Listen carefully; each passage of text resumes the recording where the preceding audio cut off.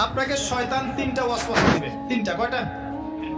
এক নাম্বার, শয়তান আপনাকে বোঝাবে যে আপনি অনেক জানেন, আপনার জানার দরকার নাই। দুই নাম্বার, শয়তান বোঝাবে যে আপনি পারবেন না, আপনার দ্বারা হবে না। আর তিন নাম্বার, শয়তান বোঝাবে যে আপনার অনেক সময় পড়ে আছে, পরে শিখে নিয়ে।